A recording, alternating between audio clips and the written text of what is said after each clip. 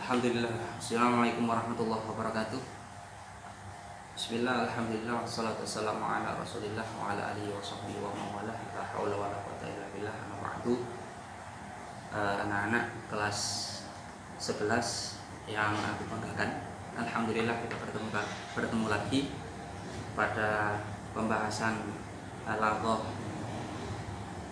selanjutnya, sambungan dari pertemuan yang pertama. Kita membahas tentang fasohah. Kemarin sudah kita bahas fasohah itu apa. Fasohah adalah suatu sifat yang ada pada kalimat, kalam, dan mutakalim. Jadi fasohah ini bisa ditemukan dalam kalimat, kalam, dan mutakalim. Kemudian karena pembagiannya ini ada 3, maka di tiap pembagian ini ada kriteria, ada hal yang perlu untuk dipahami. Yang pertama, fasohah yang ada pada kalimat. Boleh dilihat di angka 1 itu ya. Fa fasohatul kalimati salamatuha min tanafuril hurufi. Fasohah kalimat adalah selamatnya suatu kalimat atau tidak mengandung min tanafuril hurufi, dari tanafurul huruf, wa mukhalafatil qiyasi, dan mukhalafatul qiyas, wal gharabati, dan gharabah. Ada 3 hal yang menjadikan kalimat itu dikatakan fasih atau fasohah. Yang pertama, kalimat tersebut tidak boleh mengandung tanafurul huruf yang akan kita bahas. Kemudian mukhalafatul qiyas dan gharabah. Fasohah kalimat yang pertama tidak boleh mengandung tanafurul huruf. Dijelaskan di angka atau huruf A gitu ya. Fatanafurul hurufi. Tanafurul huruf itu apa? Wasfun fil kalimati, suatu sifat dalam kalimat, yujibu siqalaha 'alal lisani, yang menyebabkan lisan itu berat untuk mengucapkan, wa usrin nutqi biha, dan sulit untuk mengucapkan itu. Jadi berat dengan sulit ini dibedakan ya.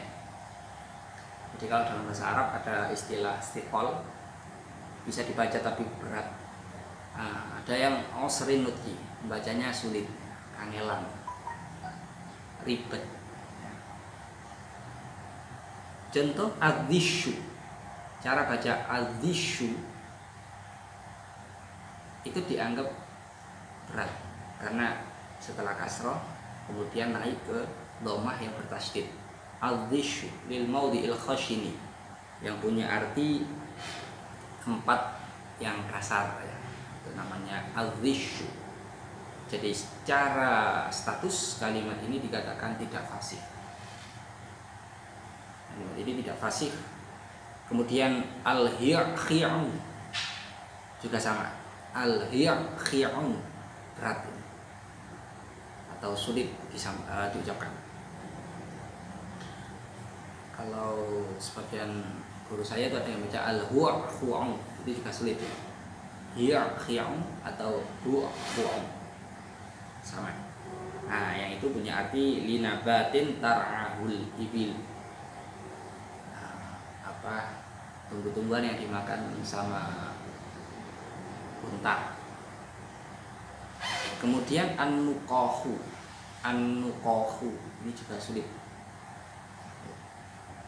yang punya arti lil ma'il adbi as-safi, air yang tawar dan jernih, kayak apa, aqua, mineral, nuqah ya. Itu juga sulit dalam pengucapan. Kemudian al-mustazziru, al-mustazziru, cara bacanya aja sulit ya. Al-mustazhir, al-mustazhir sulit. Ini termasuk usri nutqi, sulit dalam mengucapkan. Yang punya arti al-maftul, lil maftuli, untuk hal yang bisa digulung kayak tali, rambut, itu juga bisa masuk nama mustashzir. Sulit ya. Itu dikatakan kalimat yang tidak fasih. Jadi 4 contoh yang saya sebut tadi, mulai dari al-dhishu, al-hi'u, an-nuqahu, dan al-mustashzir, 4 kalimat yang statusnya tidak fasih. Kemudian yang B, wa mukhalafatul qiyas. Kalimat dikatakan fasih ketika tidak mengandung mukhalafatul qiyas.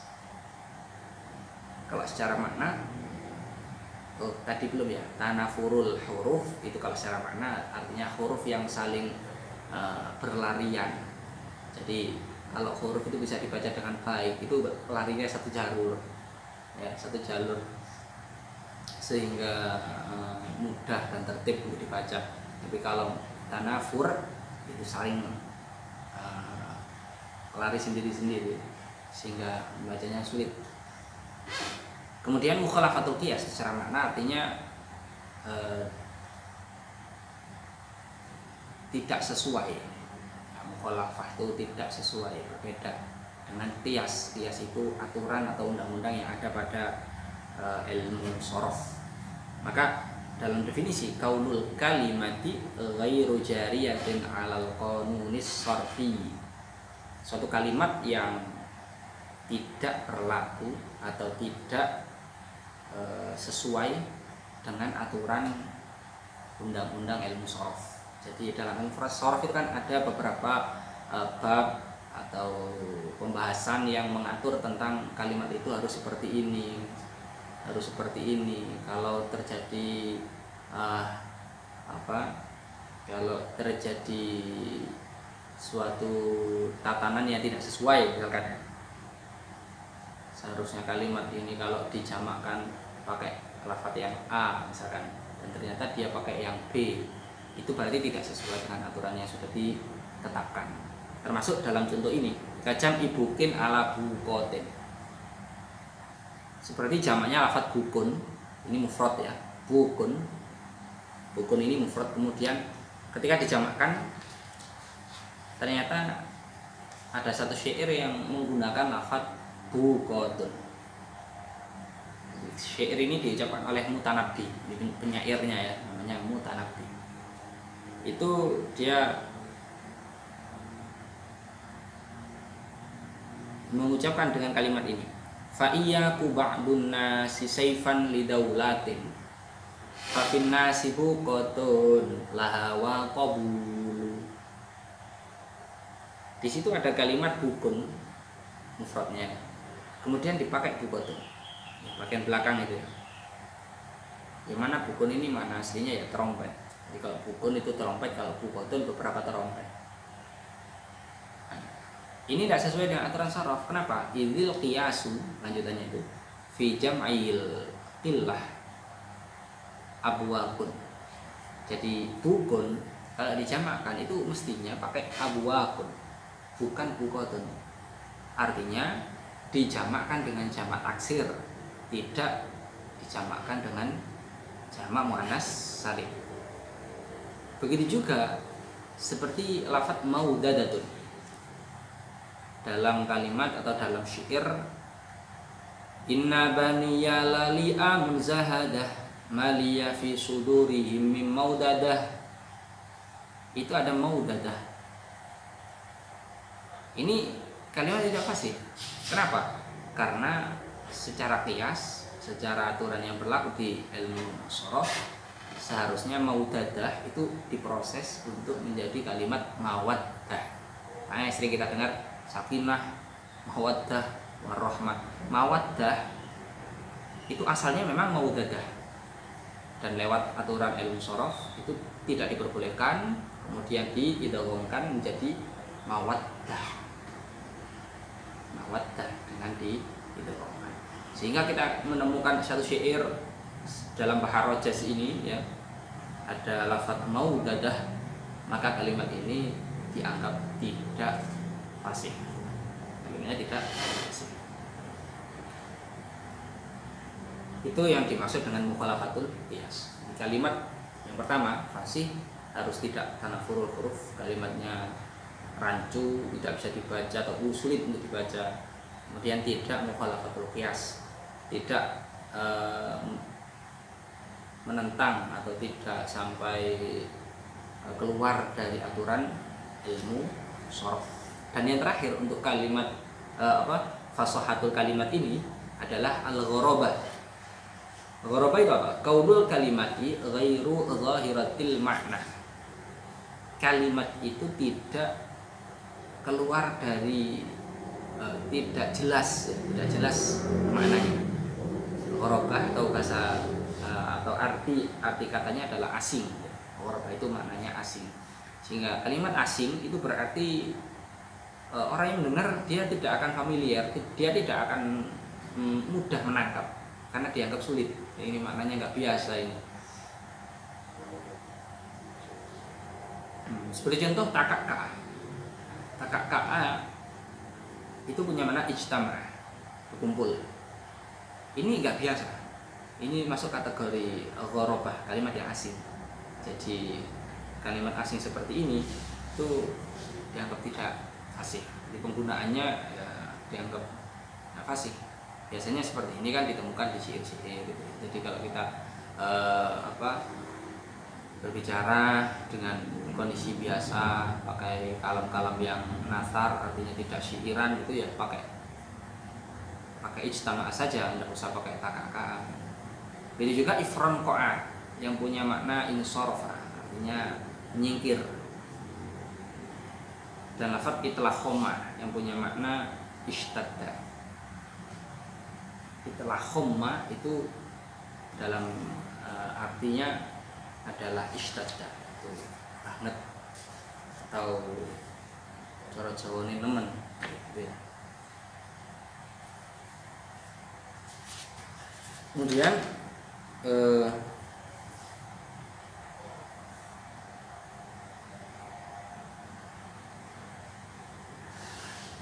kalimat tiga ini atau yang dua yang awal,